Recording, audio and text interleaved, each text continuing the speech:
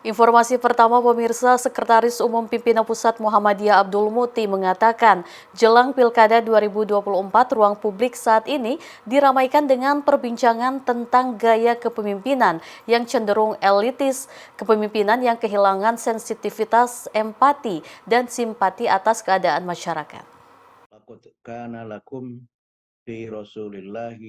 Hal tersebut diungkapkan Abdul Muti dalam pengajian bulanan pimpinan pusat Muhammadiyah dengan mengangkat tema kepemimpinan yang melayani dan memajukan. Abdul Muti melihat ada pemimpin yang lebih sibuk mementingkan dirinya, kroninya, dan kelompoknya dan mengabaikan kepentingan yang lebih besar yaitu bangsa dan negara. Padahal yang dibutuhkan bangsa saat ini adalah servant leadership, yaitu kepemimpinan yang mengutamakan pelayanan untuk orang lain. Abdul Muti menjelaskan model kepemimpinan tersebut tidak mengutamakan diri dan keluarganya. Bahkan tidak jarang model kepemimpinan ini mengorbankan privilege dirinya, tapi lebih mengedepankan kepentingan yang jauh lebih luas dan terbaik bagi masyarakat. Yang terhormat Profesor Dr. Akhir-akhir ini di ruang publik kita banyak sekali pembicaraan tentang gaya-gaya kepemimpinan yang cenderung untuk kita sebut kepemimpinan yang elitis begitu, pemimpinan yang kadang-kadang kehilangan sensitivitas, kehilangan empati dan simpati terhadap keadaan masyarakat dan terutama adalah masyarakat lapis bawah.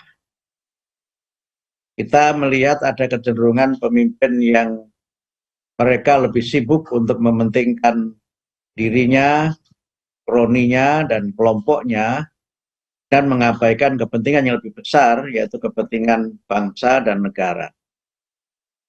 Istilah servant leadership ini sebenarnya bukan sesuatu yang baru, karena sudah banyak dikaji dalam berbagai literatur tentang kepemimpinan, dan juga banyak kajian mengenai kepemimpinan yang melayani itu.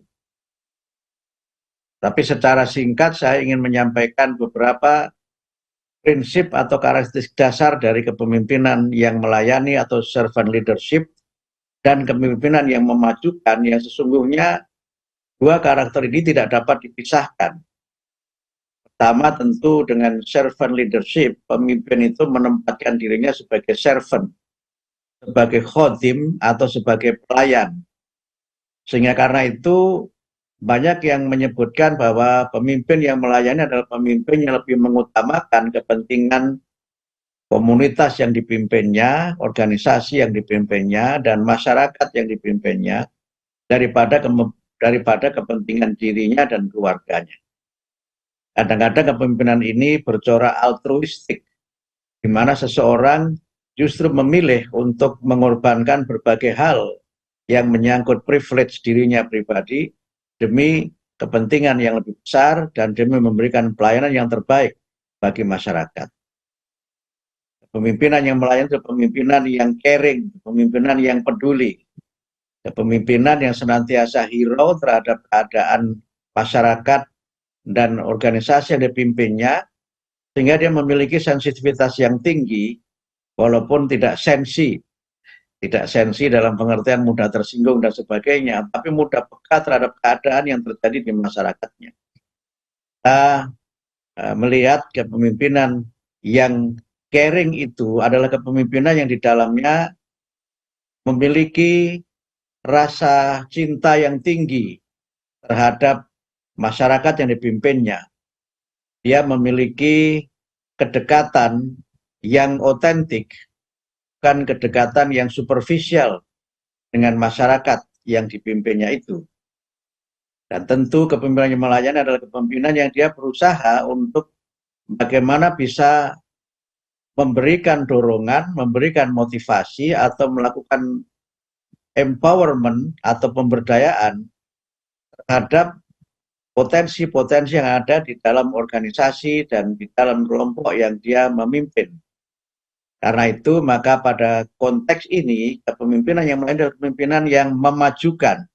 Kepemimpinan di mana seorang pemimpin itu, kalau dalam istilah yang populer di tanah air kita ini adalah kepemimpinan yang tuturi handayani engar sosong tulodo, ing madya mangunkarsa, tuturi handayani, itu yang populer di kalangan kita.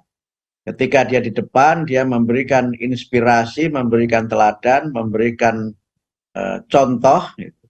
Ketika dia di tengah, dia berusaha untuk bagaimana bisa menggerakkan, bagaimana bisa menginspirasi, dan ketika dia di belakang, dia juga menjadi pemimpin yang dia berusaha untuk bagaimana bisa memberi kesempatan untuk berbagai potensi yang ada itu dapat tumbuh dan berkembang.